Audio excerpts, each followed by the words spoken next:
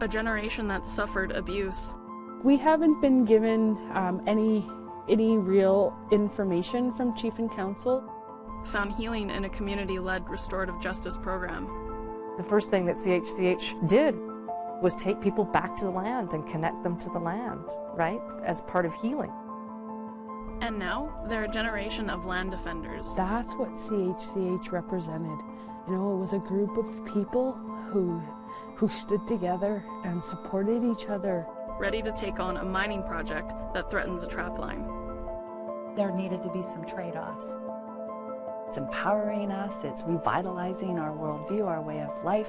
It does take, you know, an incredible amount of courage to stand alone, especially when it seems like nobody's standing with you.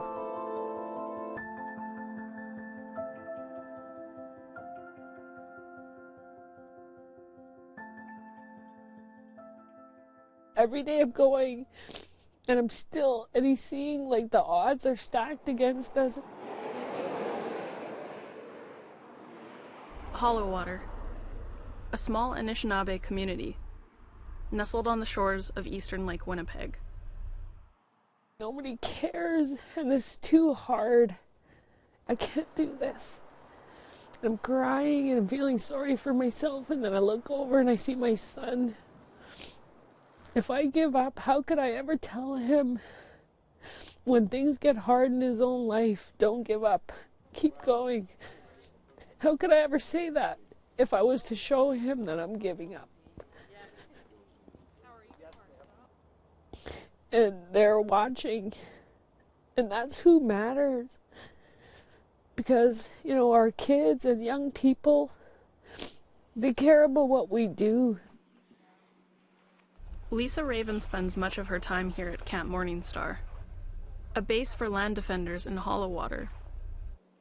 When I looked at the people who came night after night to Camp Morningstar and started to take on roles of responsibility within that circle, they were all children or close relatives of people that were in that first, you know, sentencing circle, in that first approach to community justice, to developing community justice within the community. Yeah, you always have some because that's their style. Yeah. MJ McCarran worked as a teacher in Hollow Water back in the 80s. Now she's here as a member of the protest at Camp Morningstar. I had a class, a grade 9 class, and the girls were really at the boys all the time, and I couldn't, you know, there was just this dynamic going on, and I couldn't figure it out for the life of me what was going on. Because back then, you know, it seemed like nobody ever talked about it. You know, it existed, but nobody ever talked about it. Marilyn Sinclair is Lisa Raven's mother. She liked to talk, for one thing. She always talked loud. And shh, you know, was all I had to say to her when we were out shopping or at the hospital, or she was loud and really outspoken all the time. That would change when Raven was 12 years old. I had disclosed to my mom that, you know, I was sexually abused by my grandfather. And at the time, like, I really felt like I was all alone.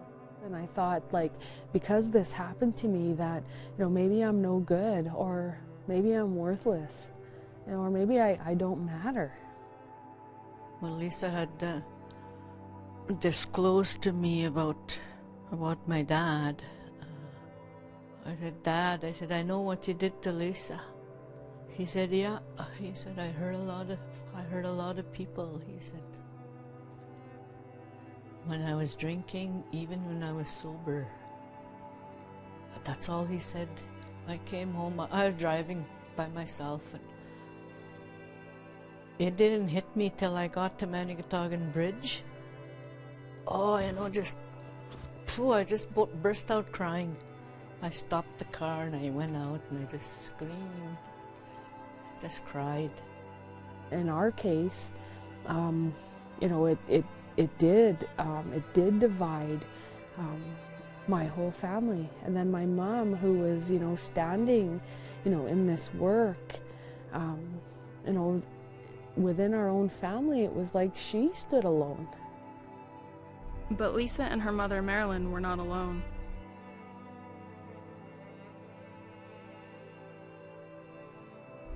In 1994, people in Hollowater formed a group called the Community Holistic Circle Healing, or CHCH. They estimated 75% of the community had been a victim of sexual abuse. 33% had been an abuser.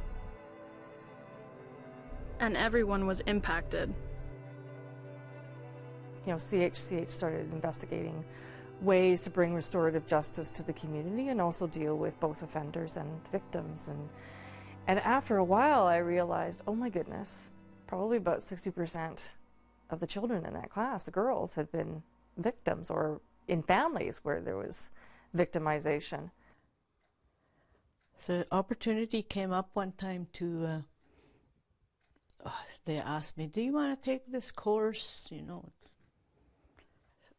about sexual abuse, without even knowing anything about it, or in my mind thinking, oh, of course I'll take it.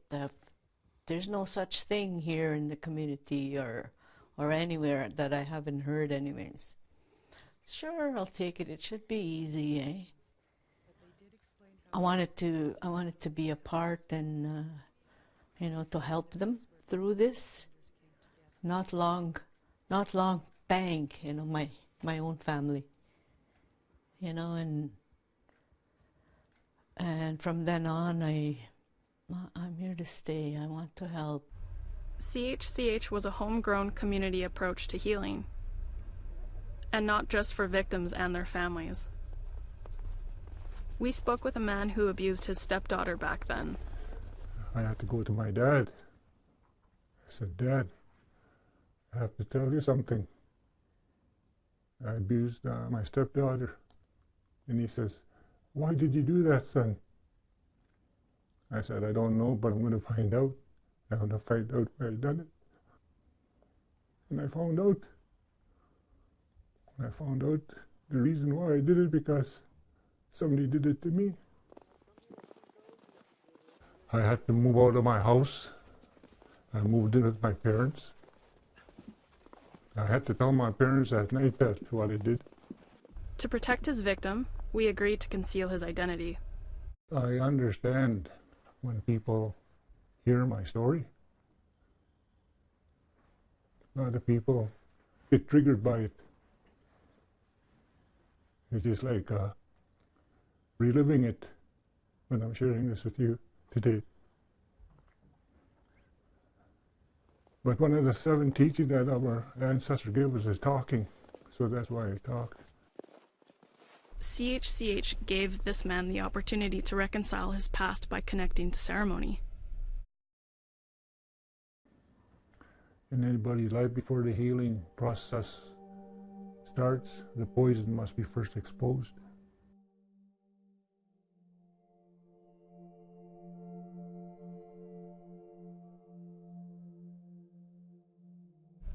It was a groundbreaking program at that time. A sentencing circle informed by an Anishinaabe worldview. So we knew we had to go back to looking at this situation and use ancient knowledge, ceremonial ways to get better. So that's where it led us. The language led us back to therapies that were part of who we were as a people before colonization. Marcel Hardesty has lived in Hollowater for many years. He was a founding member of the CHCH program. In 1999, he was featured in the Hollowater documentary. We caught up with him in spring 2019. We began to hear talk about, the problems are symptoms. There's a greater issue. There's a deeper issue. And part of it was related to the effects of colonization, day school, residential school, the Indian Act. CHCH was celebrated as a success. We're trying to influence the system by introducing our own understanding of what works to help people bring dysfunctional behaviors back into balance. 20 years later, the Healing Circle in Hollowater is still going. A unique initiative in a sea of programs aimed at Indigenous people. It's almost like we're programmed to death. There's just so many programs for Indigenous peoples, and yeah, we need processes that then lead to relationships. Really, that's the key. There were two sections that make reference to Aboriginal people. Winona Hall is an associate professor of Indigenous Studies at the University of the Fraser Valley in BC. In restorative justice, sentencing circles are often used as an Anishinaabe alternative to the mainstream justice system. Offenders, victims, social workers, and community members come together and discuss the crime. It's about the restoration of what relationships have you damaged, what relationships have you maybe even destroyed through your actions or through your words or through whatever it is that you have done. And then how do we go about restoring that relationship? Hall says Indigenous justice alternatives go hand in hand with self-determination. This is such good work, and this is good for our people, it's good for us. It's empowering us, it's revitalizing our worldview, our way of life. For some members of Hollowater, that early healing laid the groundwork to stand up against what they see as irresponsible resource management in their territory. There's something that's really powerful, you know, when Indigenous people are leading, you know, healing work to Indigenous people. You know, it's because we're coming from a place of understanding, of knowing, you know, what the people in the room are experiencing. That's what CHCH represented. You know, it was a group of people who stood together. Now people at Camp Morningstar worry protecting the land against the threat of a resource project may threaten the healing program itself. So I went and checked the mail, and when I opened up my mailbox, I had a letter that's stating Lancewood. So I opened up, and to my astonishment, it was a termination of my position as a counselor at Community Holistic Circle Healing, where I worked for 18 years.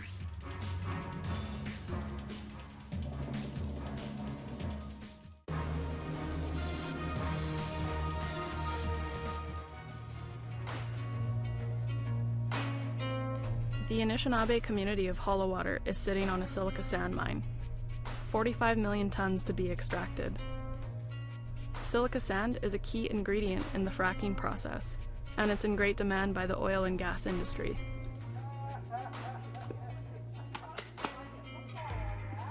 The pressure is on to harvest this rich resource, and it has split the community apart. If you fast forward to today, you know, it does take, you know, an incredible amount of courage to stand alone, especially when it seems like nobody's standing with you.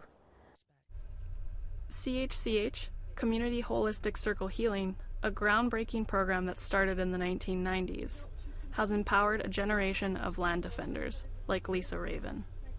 For me, returning back, you know, to CHCH, to go into fast every year, even that has prepared me for where I am today.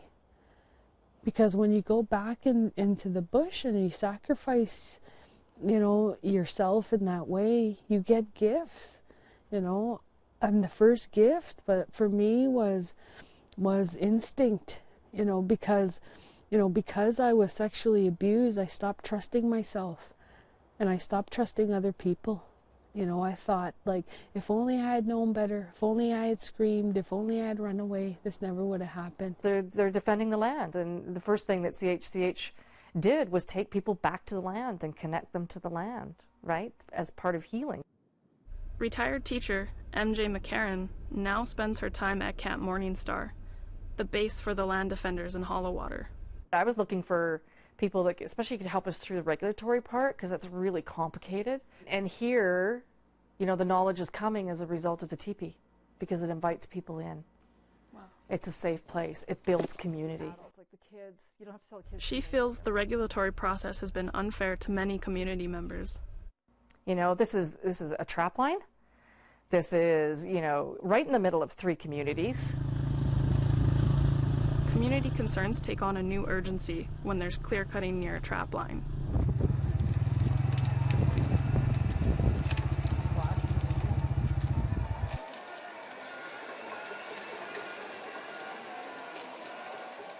An Alberta-based company is mining the silica sand. And it is on top of... Bronwyn Weaver is the communications officer for Canadian Premium Sand. So in the plans that we have presented, there is about 15 hectares of disturbed area. There's the 5 hectares that we are preparing to mine next year, 5 hectares that we'll be mining this year, and 5 hectares being restored of what we mined last year. So by only mining 5 hectares at a time and restoring 5 hectares at a time, we'll have the flexibility to plant what the community would want. And then to answer your question, things will grow as they grow. If we plant 2-year-old saplings, then it will take 15 or 20 years for them to look like the way that they do now. Canadian Premium Sand received their environmental license in May of 2019. Their development plans are set to destroy a trap line. So the mining area that would be clear cut, is that on the trap line? The hollow water trap line? This is all in Hollow Water's home block area, and so that's part of the reason why we have a participation agreement with Hollow Water. So that us being there, they understand, the Hollow Water chief and council understand that to allow us to be able to be in their home block, that there needed to be some trade-offs.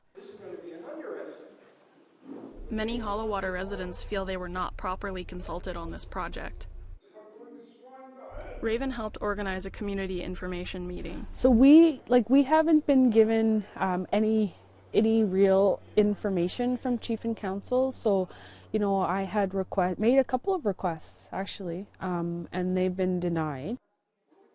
We found out that Hollow Water's Chief and Council waived their right to any Crown consultation in 2018 and signed an economic participation agreement with Canadian Premium Sand. As a result, the First Nation is set to receive $500,000.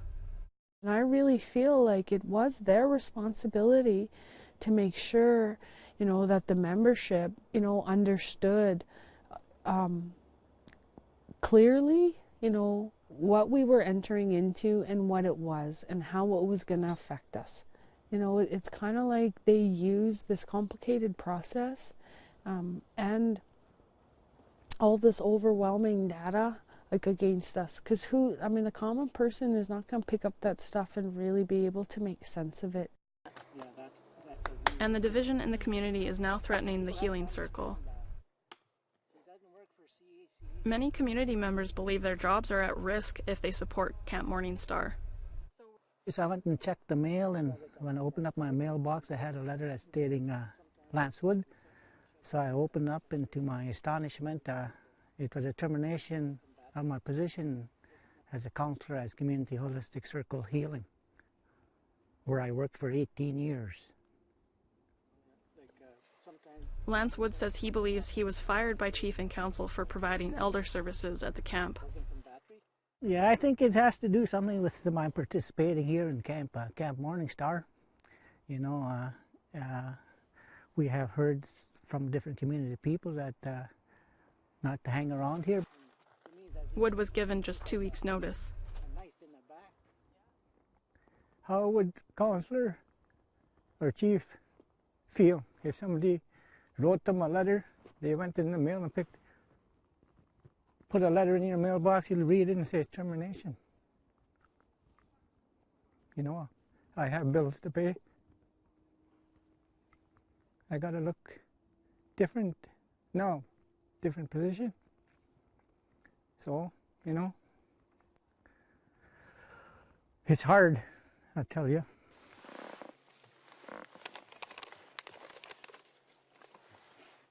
In this letter, Chief Larry Barker refers to a restructuring of CHCH. We wanted to know what that meant. After several unsuccessful attempts to contact Chief and Council, we went to the band office. One of the counselors agreed to meet with us. He told us only the chief was permitted to speak to media, but that the chief would do an interview if we call him. We called the number he gave us.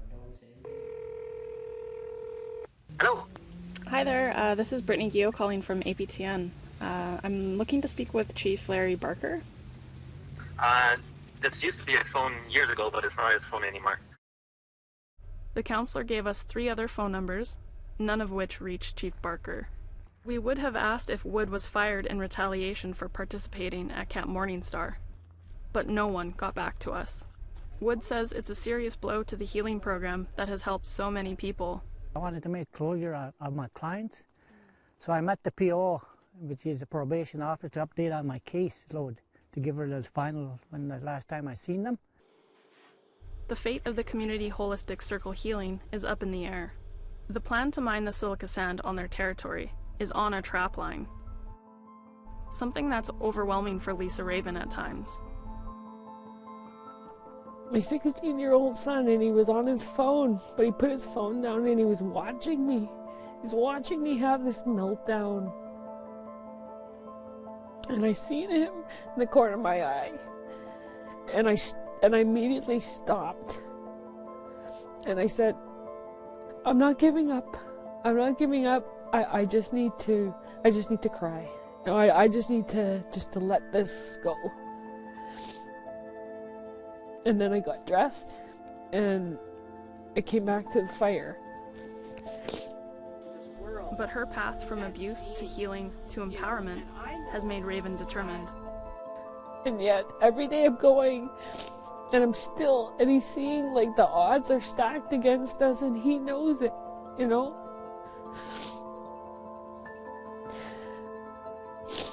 But I want him to, how could I ever, if I give up, how could I ever tell him when things get hard in his own life, don't give up, keep going.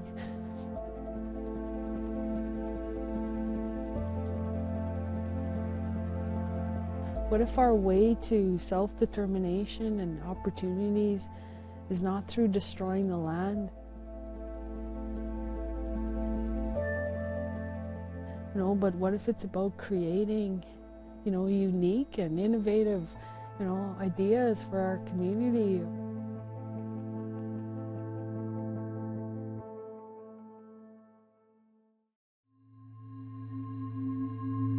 If you're asking me the question, is segregation torture? Yes, it's torture.